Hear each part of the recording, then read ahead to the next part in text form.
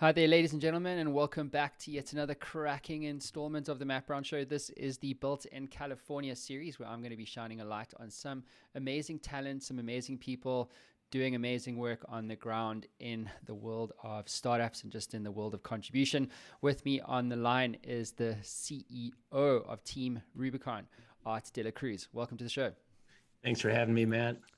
Yeah, man. So give us the elevator pitch, Art. I know a lot of what you do, but give our audience around the world the kind of pitch around like what's your background and kick us off on this show today.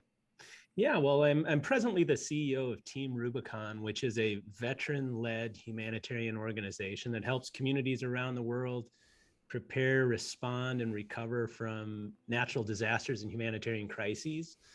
We've been around for almost 12 years now, founded in the 2010 Haiti earthquake, and have grown from 8 initial deployers to 158,000 registered volunteers that take their skills and experience and energy and time and dedicate it to making someone's day better after a natural disaster, humanitarian crises. And it's a great link for me personally. You know, I'm a military veteran. I served for 22 years in the U.S. Navy. And I've found that this place in life that I find myself in now as a humanitarian allows me to continue to serve. hmm And what did your experience teach you in the Navy? And obviously, there's a lot of growth that happens in those sorts of environments. But what would you say stands out for you as a key learning that you now take into the world of Team Rubicon?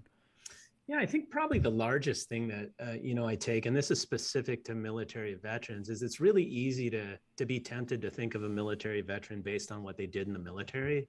You know, this person was a Navy SEAL, a logistician, an intelligence officer, an infantry person. But the way I've started to think about it that allows me to digest what I learned is I think of it as almost, time in a different kind of university. And in that university, at a young age, I was exposed to leadership opportunities, young sailors that I was chartered to lead and take care of.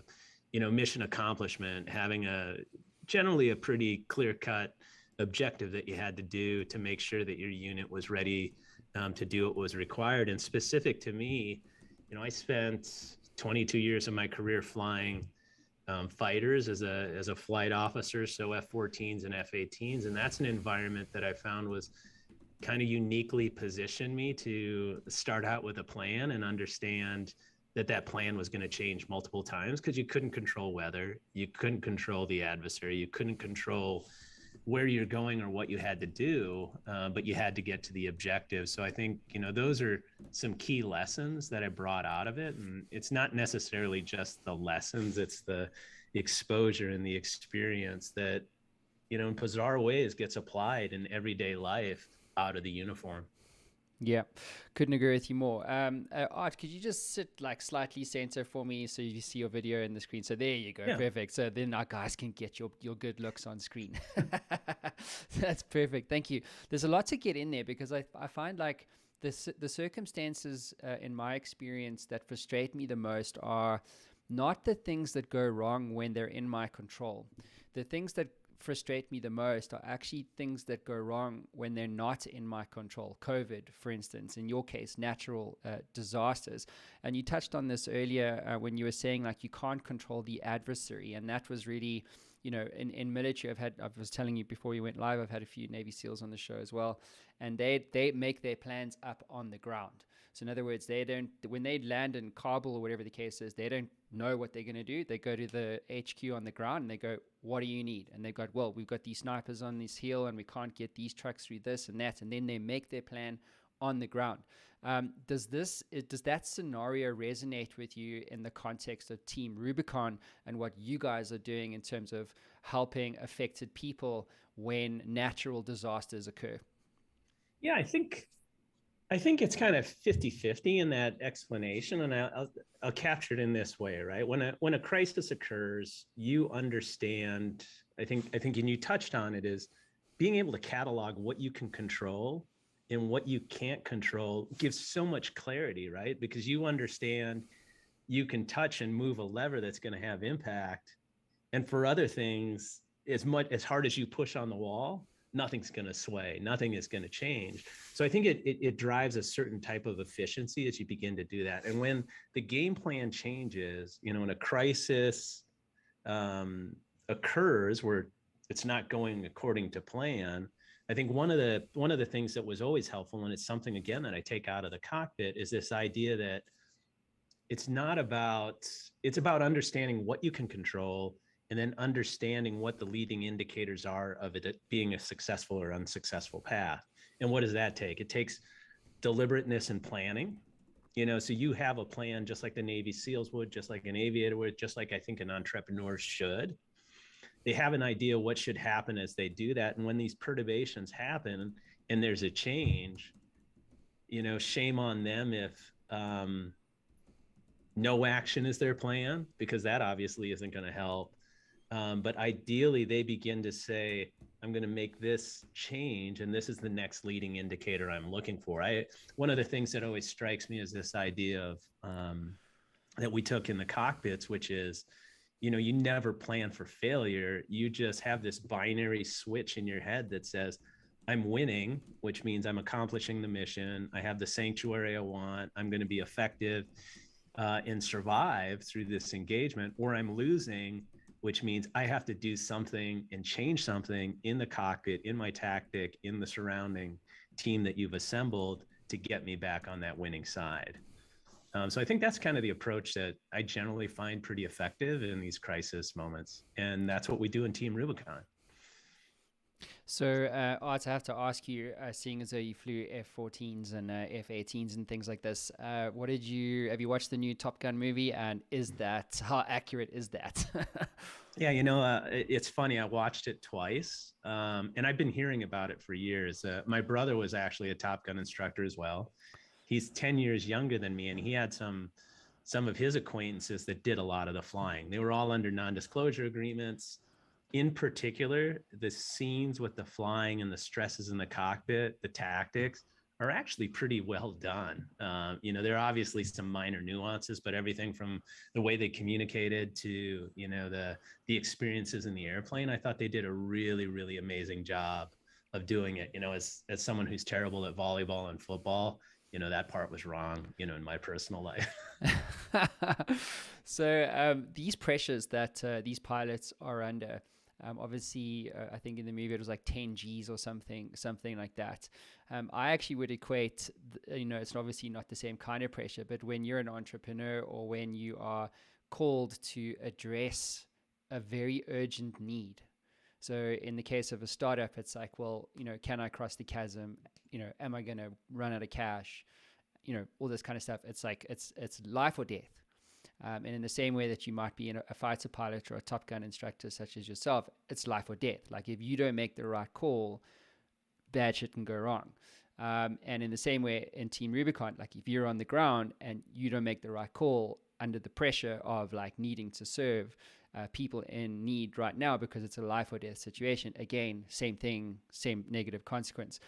What have you learned? I mean, in the experience that you've had, flying these fighter pilots to being on the ground as a Team Rubicon service provider, to what have you learned about overcoming, or maybe rephrase here, like making the right decision under pressure? Because it's oftentimes like when people are under pressure, that's when you find out what you're about. So, what have you learned about making the right decision when you are under immeasurable pressure? Yeah, I think it's a really, really well put question. And I think one of the things that we're deliberate about in the airplane and deliberate about, I think, in our disaster response is, how do you reduce pressure in the moment? So that's the preparation, right? How do you condition and have your volunteers and your leadership have a culture where, number one, there's an understanding that there will be situations in which could inflate or decrease pressure. And number two, there are actions on the front side that you could do to release that pressure. As an example, we've run into organizations that are paralyzed by perfection. And I'm sure you've seen it in the entrepreneurial world, where if you haven't thought and deliberated and planned for the fact that the plan that you have likely will not happen per script at the right time, and there'll be some some other piece.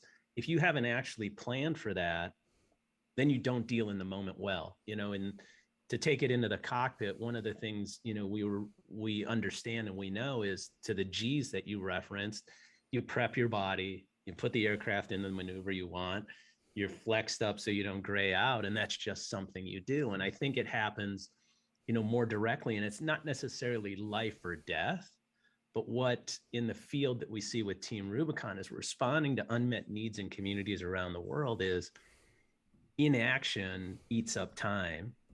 Eating up time means that service doesn't get delivered to the people who need it. And it means you prolonged that disaster. So one of the things we're really deliberate about is, how do you build a culture where people are able to act and are comfortable in incomplete, pictures. I don't have the entire picture, but because I've thought about what I can control, because I have the understanding and support of leadership that might not even be present, that I have the powers to make these decisions, and then I can move forward and understand what should be happening. You actually decrease the pressure, just like you're prepared in a cockpit for a maneuver.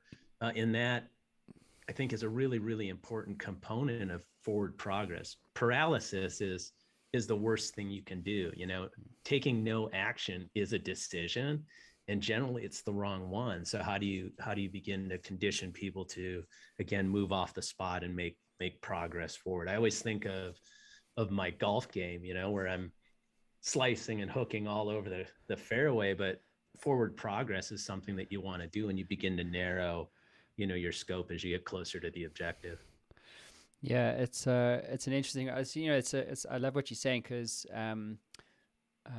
like Mike Tyson had that saying, everybody has a plan until you get punched in the face. And to your point around time, if you're not getting like traction in whatever you're doing, I find that it erodes confidence over time.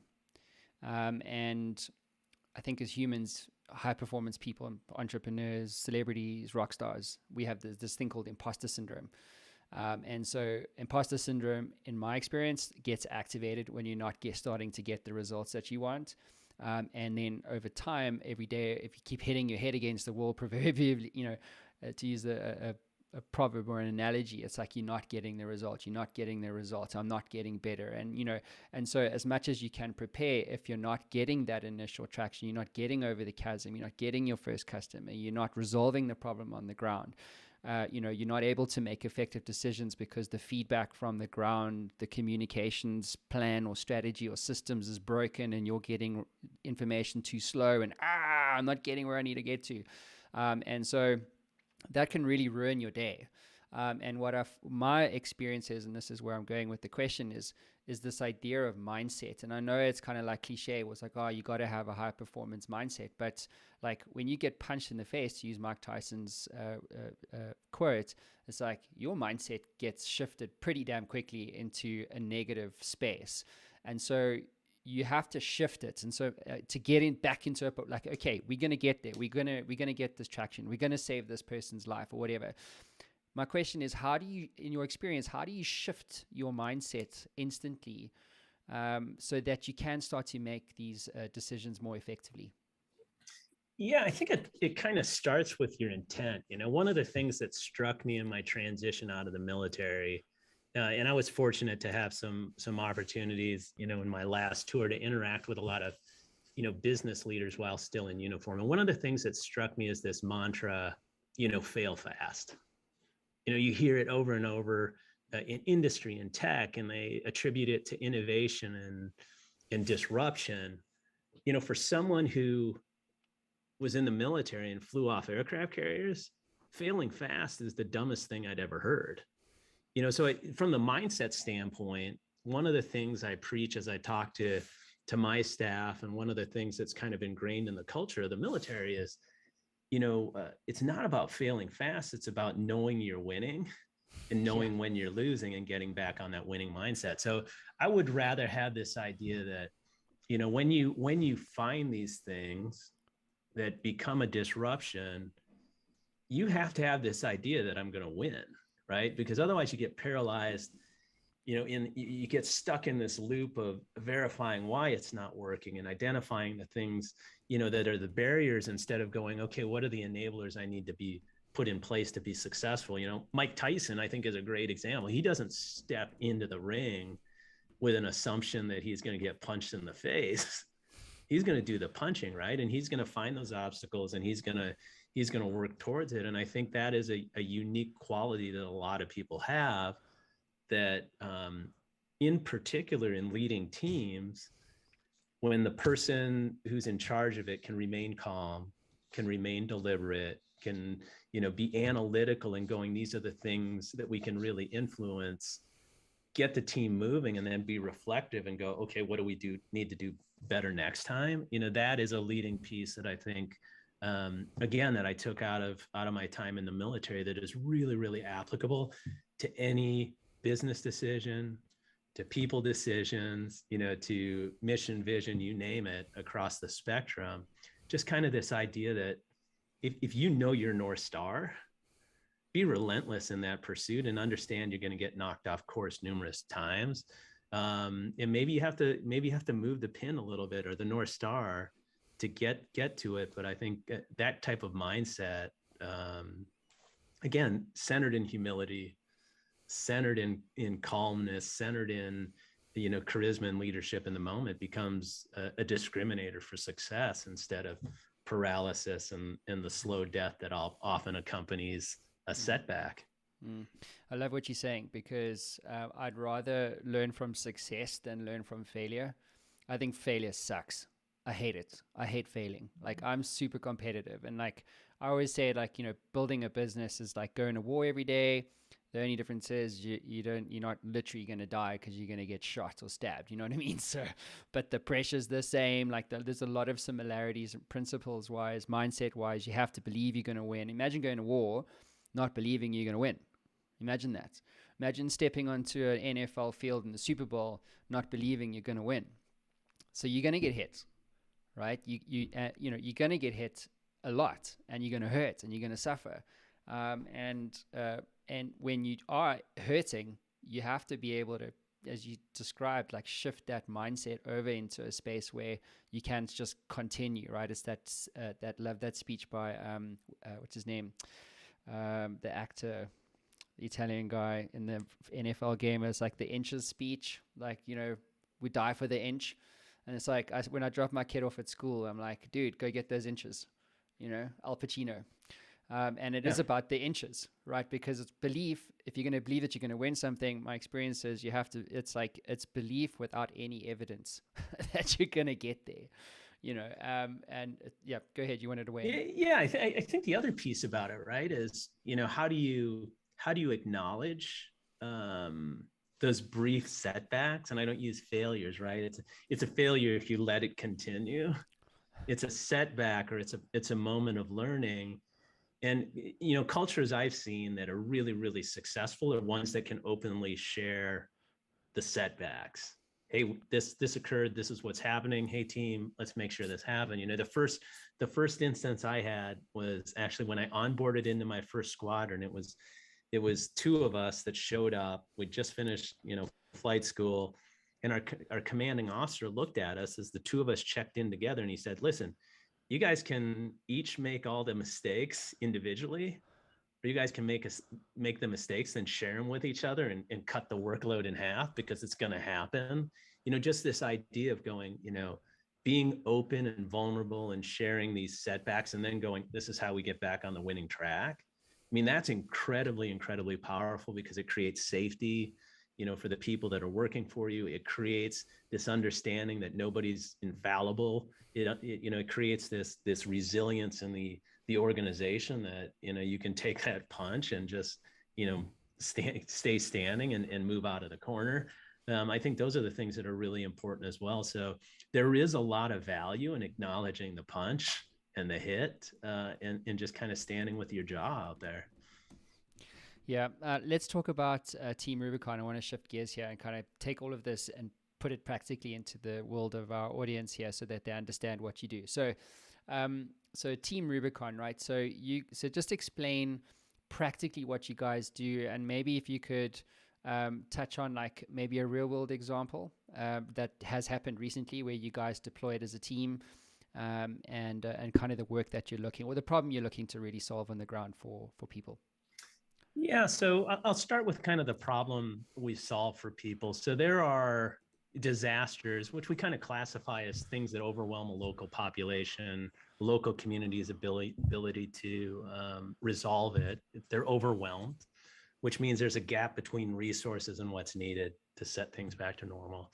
And then humanitarian crises, which is things like the pandemic, medical services in Ukraine, things like these.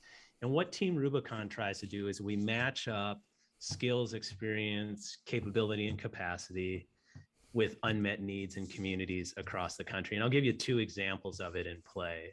And with an understanding that we've had about 1,140 operations or so over our 12 years of existence. So I think a really great, inflection point was the pandemic. The pandemic is something that is unique in that it affected every global citizen. It was unique in that it exposed so many different things, from inequity in access to services to kind of this, around the world, how it was going to impact directly, trickling into the economy. And when on March 12th of 2020, when the pandemic hit, we kind of as a business had this inflection point where we said, listen, Team Rubicon can survive COVID. We can go into hibernation mode, wait till spring break, everything will be honky-dory, we'll be good to go. Or we can thrive in Team Rubicon, which meant we can surge to meet unmet needs. So we disaggregated what we had built, which was primarily built around solving problems after disasters, mucking out homes, moving debris, sawing fallen trees. And we said we might have to retool this, and we'd end up doing things like, vaccinations, surging, medical needs around the country, surging to meet feeding operations, things that weren't in our strategic plan, but they were all unmet needs. And across the country, we were able to do that. We did the same thing in August of 2021 when our Afghan allies, were landing on the 8 bases. We said, listen, we've never done donation management and distribution, but we raised our hand and we said, listen, we have people, we have process, we have tools that we can reapply to be able to solve this. And we did it. So here we are now. The pandemic, still continues, but we're really beginning to focus on our business areas, which is disaster services, rebuilding homes after disasters, and international services. So we're surging into those. And, today, on the 21st of September, we have 11 people on deck in Puerto Rico, the day after Fiona cleared out. We have people up in Chicago supporting them. We've still have, volunteers in Kentucky that are helping after those, tragic and, the 1,000-year flood that hit the Kentucky Hollows on the 27th July. These volunteers drop what they're doing. They go to the field. They commit to these selfless acts of serving to help someone on their worst day, so tomorrow is a little bit better. And we do it over and over and over again across these 3 different business areas. And we know there's more in store in the future. We know climate change is going to have incredible impact in severity, number of storms, duration, and cost. We know that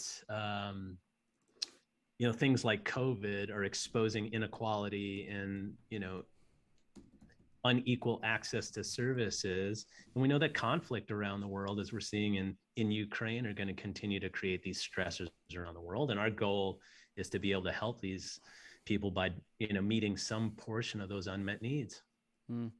Yeah, I just want to bring up on screen for everybody on your website. So I was checking out that Kentucky story. That's ridiculous. Like, just for those of you listening on the show, there's like a yellow school bus, and then you could see the flood levels were like ridiculously high. I don't know how high a school bus is, but it's at least twice the height of that. And I think one of the interesting insights I have is that, unless you're actually affected by a natural disaster, like people in Kentucky, for instance, or Puerto Rico or New Orleans a few years back, like you don't really fully appreciate like just how devastating these things are. And so I'd love for you, Art, if you could unpack for us, like, how often does a natural disaster occur? And you touched on, the frequency and cost impacts earlier, but if you could unpack those for us, like, are these things happening more frequently? Why? And what do you see as being like the economic impact of these particular disasters? Yeah, so as I mentioned, the disasters are increasing in frequency and severity and cost, and really the nexus of it is when does a natural disaster overlap with a population? I'll give you an example. Out west, if there's a fire in the middle of an unpopulated area, it's just a hazard, right? It's just a fire.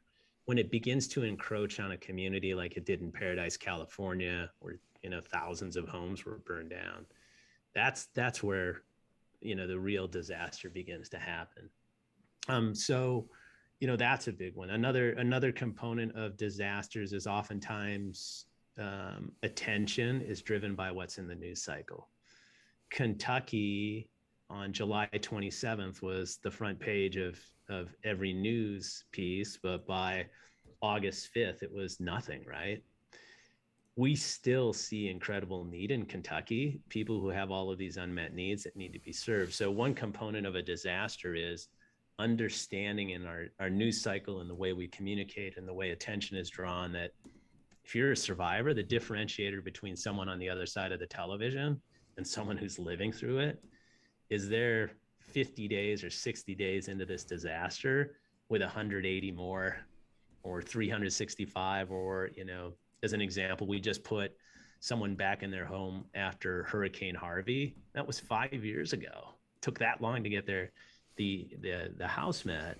So understanding that there's a duration and accumulation of all of these disasters and the impact. The other piece is something we call low attention disasters. There are probably close to 300 disasters in communities across the country that nobody hears about because it's not a federal declaration. It's not large.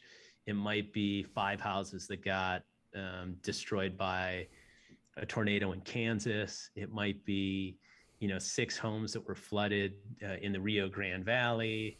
It might be, a small community that got burned down in a fire out west. Those disasters are happening on a regular basis, which means, again, these are small, but a homeowner that's one of 10,000 in Houston that was impacted by Hurricane Harvey and their house was flooded is no different from one person whose house was flooded in the Mississippi Valley, right? Everything's destroyed. They have to recover. But in one case, in a federal declaration, certain aid is released and certain resources are made available. In the other one, it's, boy, what do I do next? So those are incredibly, these disasters are everywhere. They're in your neighborhoods, they're under your noses as these begin to occur.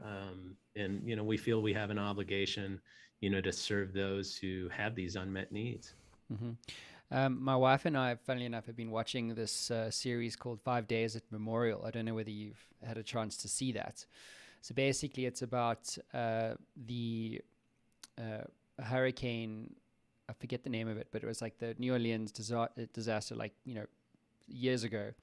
And there was this hospital and memorial, and there was just a really slow response from, anyone. And these patients were, it's a pretty horrific story. And I guess I was going to use that as a reference because people don't get it. Like when you talk about these things, it's like, well, it takes so long, 5 years later to get someone back, but you don't get it. You don't really get it. And I think media, like series like 5 Days at Memorial, it paints a picture of like what it was actually like on the ground.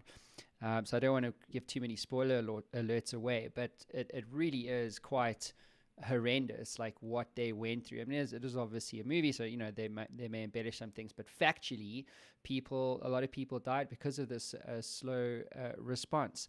my question to you, Art, is what do you want the world to know about this whole subject around natural disasters? Like, what is the one thing that now, having done, 1,140 rescues, if you like, or projects in the natural disaster space, what is the one thing that now that you are in it every day that you feel like the average man or woman on the street needs to know about this problem?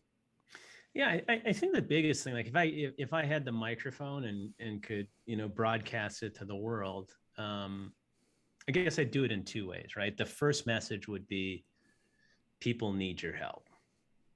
There are things happening around the world and in this country, in this state, and likely in your county that are crises, right? These are gaps that are fall beyond the ideal, fall beyond the necessity of what can be done. And they're there. So, how do you get people to open your eyes and pick the 5 or 6 things in their community that could be better? So that's the first piece of it. The second thing I would tell people is you can make a difference, right? Inaction is not what we need, right? Everyone can make these minor contributions in what they do. If they give an hour a day, or they give a weekend, or they, mentor, or if they do these different things, if they donate, if they connect in some manner and help their neighbor. And I use neighbor very deliberately because it's, how do we get towards reestablish this idea of community and neighbors helping neighbors. And if they can contribute in some way, and everyone contributes in some way, it's that old military adage of, ounces become pounds. This cumulative effect happens. And I think what you begin to find, and this is certainly something I see in our volunteers, is there is an amazing amount of personal reward in knowing you did something that is benefiting another person. It's undeniable when you're in the field and you see a homeowner who literally has no other option, and they give you a hug, or they thank you for hauling their wet carpet, to the curb so mold doesn't set in. A simple thank you, or this sense of relief that someone is coming to help. I think every member of the global community, I would hope that they can embrace it and understand it's part of our obligation to the global community, and certainly to the community you're a part of. Mm-hmm. Is this reserved for military people only? Like, can I get involved, or anybody else? Yeah, we would love to have, you involved. We're inclusive, we're veteran led. So a lot of the greatest things about the military are ingrained in our culture and our principles and how we operate. But we have civilians, we have people connected via fire departments and, emergency management, police officers. Every walk of life is represented, in our organization, and there's some people with specialized skills, Matt, we're not going to send you to provide medical services probably. But, if you're willing and able, people will help, we'll train you to use a chainsaw and move debris, or we'll, teach you the right way to muck out a house or tarp a roof safely. All of those things are within reach. And again, we welcome people who have a heart of service. We welcome people who are built to serve. We welcome people who make that hard decision of going, I'm going to make a personal sacrifice for my gain and be out in the field and help people. So well, sign up. Dude, I'm in. Like a no-brainer. It's funny, my wife and I were literally talking about this yesterday. So basically, I just for context on that one, so I've been only in the States for like a couple of months. So I'm kind of in this awkward customer discovery, kind of figure out like how everything works here culturally and then also business-wise. And she said to me, Matt, like you've just come out of a hectic 7-year period.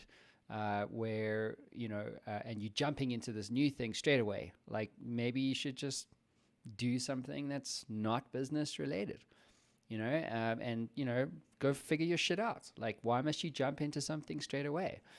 Go and do something that, that you can help you come to terms with like what you're about now, because it's a new chapter, blah, blah, blah. And I'm like, yeah, but what the hell is this thing? Like, you tell me I'm just like, what is this thing? Like, but I think the thing could be what you're doing. Because so I definitely will sign up. Absolutely will do. Where do people go and sign up? Is it on your website? And what is the kind of onboarding process like? Let's just say someone listening to us is like, "Yo, I want to help Art and his team out. We want to make a difference." Also, you know, from sign up to like I'm actually on the ground digging holes or whatever the case is, or cleaning out houses. Like, what does that process look like?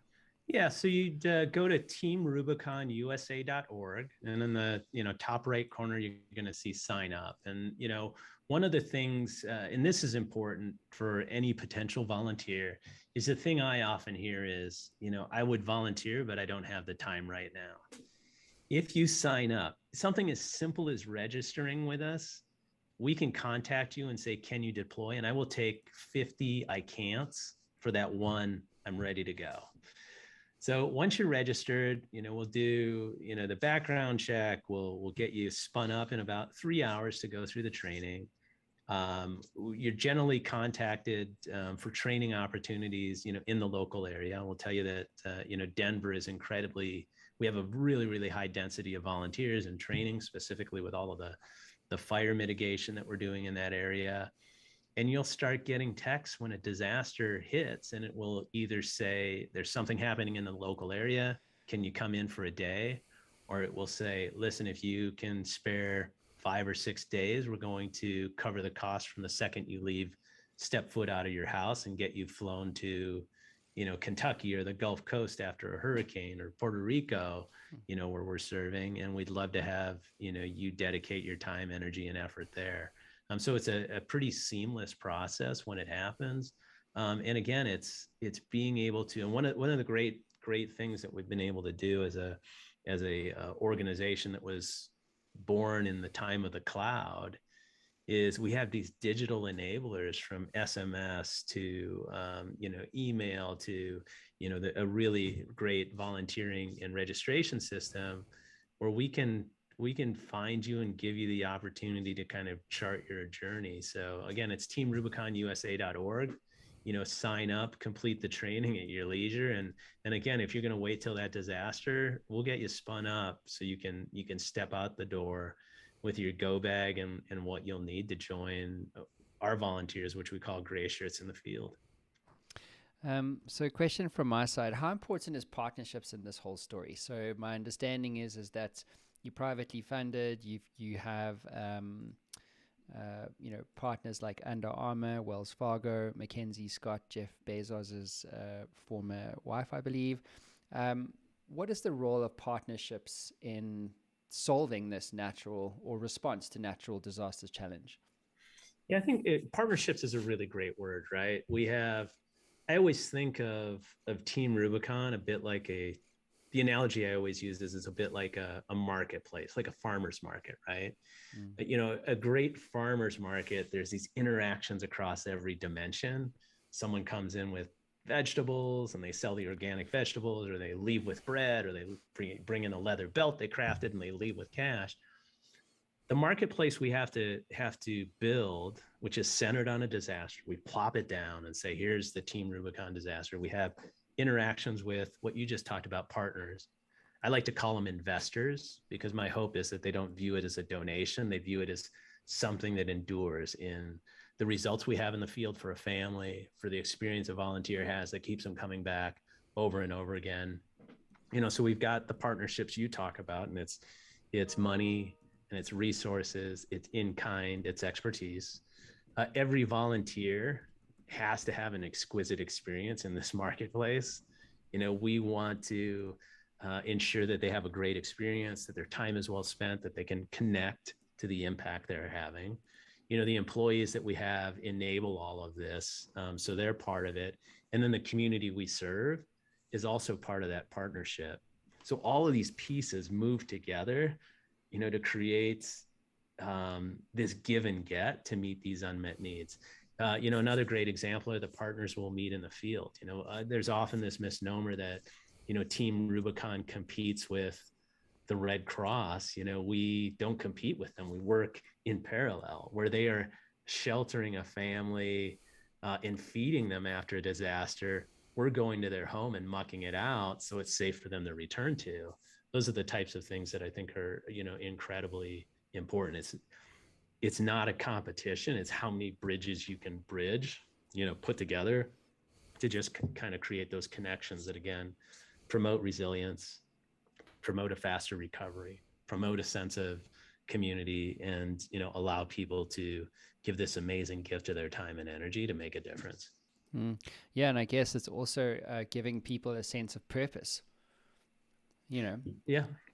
That's a great point, especially for the military veterans. We find in all of our annual impact surveys, military veterans, by virtue of volunteering, were kind of built to serve, right? And in their time in service, I like to say, they built up these muscles. They've led teams, they've potentially been in combat, they've made these tough decisions. Those same skill sets are really, really applicable in the disaster zone. And what we, as Team Rubicon, again, as the convener of this marketplace, we provide them with a sense of community, because again, they're going to show up at an operation and they might be wearing their old fatigue pants, and they'll go, hey, you were in the Army or the Air Force. So you connect then again with people who have kind of like mind and a like experience, as well as people who are connected in some potentially different way. So community, the purpose is, there's nothing better than going, our mission today is to help a community that's been impacted. And then identity, it's amazing. Our gray shirt is a simple t-shirt, right? And then across the front of it, it has a white space where you write your name on it. Just being able to identify, with a winning team aligned around a purpose and filled with incredible people, that's something, again, that you tend to lose after you take off your uniform as a military veteran. So again, community, identity, and purpose are huge drivers in the experience for men and women who generously donate their time. Yeah, because time's your most valuable resource, right? You only have you've given me an hour of your time. You're not going to get that time back. So I think when you're contributing, which by the way is a good point, to maybe go all the way back to upfront, we were talking about when you're in it and you're not making traction and you kind of freaking out and the mindset thing, whatever. What I found, if you, when you're in that space, your whole universe is actually made up of you. There's no one else in it. And so when you're the only one in it, and the only interests that you're serving are your own, and things aren't working, that sucks. Right? Because you're not helping anything, not even yourself. And that's the worst place to be. And what I found in my personal experiences is when you're feeling like that, go and do something for someone. And I don't mean get on a plane and go and fight fires. You can, cool, I get that. But pick up the phone and phone your mother or phone your brother and just go, hey, hello, how's it going? Can I help you? What is there anything I can help you with? Just maybe even asking the question, because when you do that, then the whole universe is actually not, getting sucked into the black hole that is your emptiness. You know what I'm saying? You're actually now reconnecting. You know what I'm saying? You're hitting the pause and the reset button, and then by contributing in a small way, just by even asking a question, send a text message or a WhatsApp or whatever, or maybe send an email to someone I sent, or just say to someone, hey, I appreciate and respect you, or I admire you, the work that you're doing. You know what I mean? I did that to author Chris Lockhead, reading his book, Snow Leopard. And, it's just little things like that. And then suddenly the whole universe doesn't revolve around you. And I think this is the point, right? That Team Rubicon, at least if I may repeat back what I'm hearing, is you give people the opportunity to find purpose and to become contributors to society in a way that's truly measurable. Yeah, and I think it's done properly, and I like the way you articulated there. It's part of your plan, right? Again, you go, I'm in the black hole as you describe it, but if you've again gone, okay, Art, let's take a break. Let's get out of this black hole. And I've reached my triggers. The leading indicators that I'm failing are here. Let's go do something a little bit different and come back. I'll tell you, I do that personally. 2 weeks ago, I took vacation and I flew to Kentucky to be a volunteer, just Art De La Cruz volunteer, art across the front of my shirt. I stared at the IC. I had some first time deployment as my strike team lead, and I was just there to work. That was my therapy, my moment, and I came back energized. I'm ready to rock and roll. I understand and have reconnected with what I'm chartered to do and my unique privilege of being the CEO of this organization. And I think, if people have that as part of, it's a bit like creating a fire break around a community. You reach that line and you go, here's my fire break to get me out of the funk, whatever it might be. I think that awareness is really, really incredible, especially in trying times. Reading the New York Times this morning, this, everyone should get an anxiety checkup, right? This accumulation of the weight of life. How do you find ways to shift some of it so you can function, at your peak performance, or at the very least, stem any damage that would be coming from an obsession with the current situation you're in. And I know it's easier said than done, and I'm greatly simplifying that piece, but I think what you articulated is valuable. Well, for me, it's true.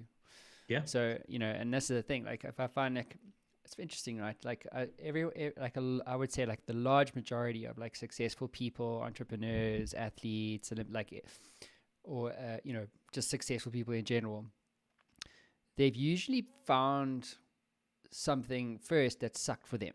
Like they were like, hey, I woke up one morning and I had crippling anxiety, you know what I mean? Or like whatever it is, there's like a personal pain that they're going through. And then they lift their eyes up and their head up and they go, well, if it sucks for me, does it suck for a lot of other people? And then when they connect that dot, then they go, oh, snap. Like I could actually build something here, like a bidet business, which is legit. I had Mickey Agrawal on my show, and it's a ridiculous thing. Like it's a bidet. Like who would like for her that sucked, like cleanliness in that situation, and then now she's got $100 million valuation company. I mean, unreal. Did it suck for you or her? Yes. And then cool. Well, does it suck for a lot of other people? I don't know, but let me find out. And if it does, then if I can connect that, my value and my pain and my suffering to other people's pain and suffering in such a way that it creates value, like that's how you create, like $100 million company or $1 billion company. And the same applies different context, but in terms of like Team Rubicon, like I am miserable. I want to shift my mindset to an action-orientated mindset. So when the shit hits the fan, I can go and make a difference in a way that is truly measurable, So yeah, that's what I found to be a truism. Yeah. And I think it's one of those things too. Like I specifically to your reference there, when we interview people, we're not looking for pedigree, the school you came from. We're looking for stories of grit, tenacity, and enthusiasm, right? And initiative. If you have those ingredients, there's that's the ingredients for success. I'm always struck by things like, Malcolm Gladwell, as he begins to articulate these different statistics, and you think of people who have dyslexia, incredible outcomes out of that, or people that, happen to be in a single parent household where they have immense responsibilities, placed on them at a young age. And you see this grit, somehow people just get through it. And, you stare at society and you go, you try to pick out that story of who's demonstrated and become tempered like steel, through their journey in life, because that I think is an incredible, indicator of potential success. Mm-hmm. Yeah, because it's about becoming in many cases. Like I don't choose. Like sometimes entrepreneurship is not a way up; it's a way out. And that's how it was for me. Like when I was very young, like I grew up poor basically. I was white and I had white privilege and stuff like in South Africa and that. But things weren't easy and haven't been easy ever in my life. Like I don't think, and a lot of people I'm sure resonate with, they like, oh, I got married and that was easy. You know what I mean? And now you're married and now you have kids and now you have responsibilities and now and so life gets complicated quite quickly. So it is important to, I suppose, recognize that in life you have moments. You have many days, but few moments. And so when moments like a natural disaster comes along, like, are you in or are you out? Are you prepared to become or are you prepared to wither?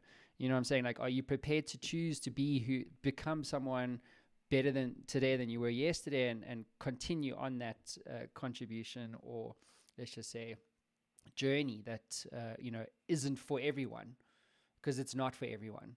Like, anyone can be an entrepreneur, but it's not for everyone. Like, some people hate it, like they suck at it, and they shouldn't do that. They should go do something else. But you have to choose, and I think that's the rub, right? Like, everyone, like, decisions are your ultimate power. So either you choose to be or you choose not to be, and that's a choice you make every day. Yeah, and I think it's incredible as you talk about that, because I think it's also one of those things where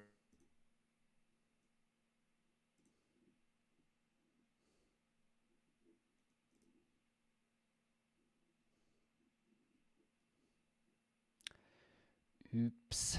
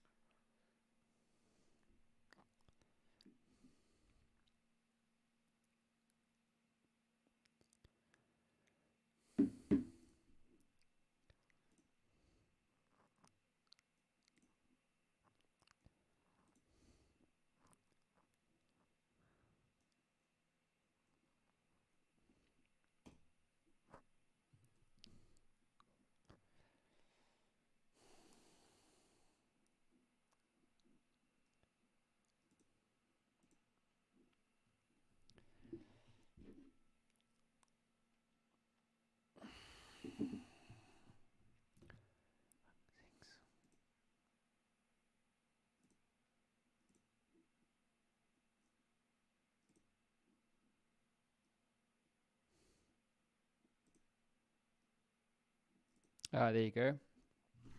Hi, sorry about that. We just lost power here. Natural technology disaster. Yeah. No, that's cool. So it's fine. I'll edit that. But so we were, yeah, I was saying that it's a choice, right? And so you either choose to become or you choose to not to become. Yeah, and I think the point I wanted to share is, I think one of the unique things is those unique moments you just referenced. Those are things that I think a lot of the world allows to just pass by, right? Mm-hmm. So, the people who are really good at capturing that unique opportunity just have this keenness about them, and they say, listen, this is a point where I can apply pressure and have incredible effects. I can elevate it, I can move people or time, or solve a problem, or capture this thing. They're everywhere around us, right? I think people talk about those moments of heroics. Those are moments. Those are things that people, there could be thousands of heroic actions every day.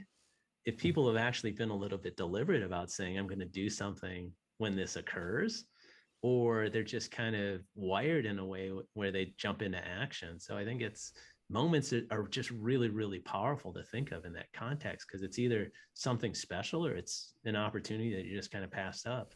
Mm-hmm. So true. How do you know when you're having a moment? So usually it's a breakdown. That's, like I'm having a breakdown.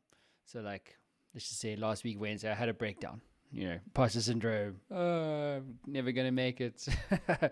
But breakdowns are always your breakthroughs.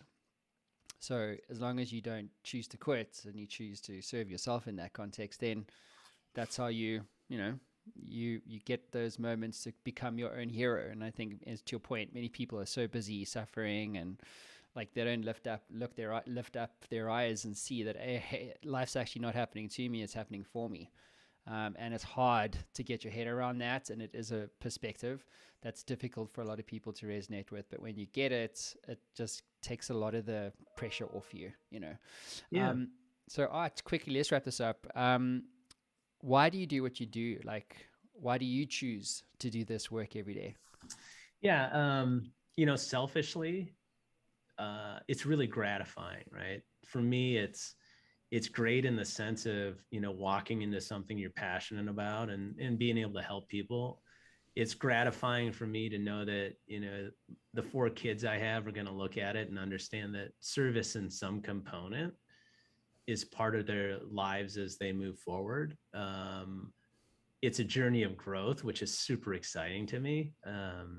The opportunities are endless, in this industry, I'll call it, to use a different type of terminology. So I'm challenged and I get to grow and I move forward. Ultimately, I always think of something that David Brooks wrote as well, and it's a great reminder. You live your life to build your resume, or you live your life to write your eulogy.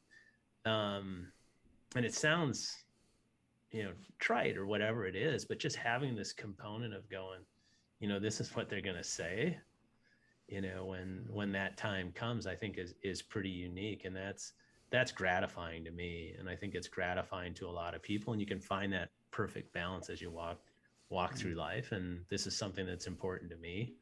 And it's, again, selfishly, it just feels freaking good. Mm-hmm. Yeah, it does. It does. That's why I do the show. Yeah. But Art, thank you for your time. It's you've got yourself another volunteer, mate. So I've signed up today. I'll be filling out my online profile. Yeah, man, I'm keen to give you guys a helping hand, and I resonate a lot with what you guys are doing, and yeah, I'm wishing you guys all the very best for the future. Well, I appreciate those wishes and certainly appreciate the support and reach that you're providing to Team Rubicon. Thank you. Awesome. Thanks, Art. Cheers, guys. See you all soon. Ciao.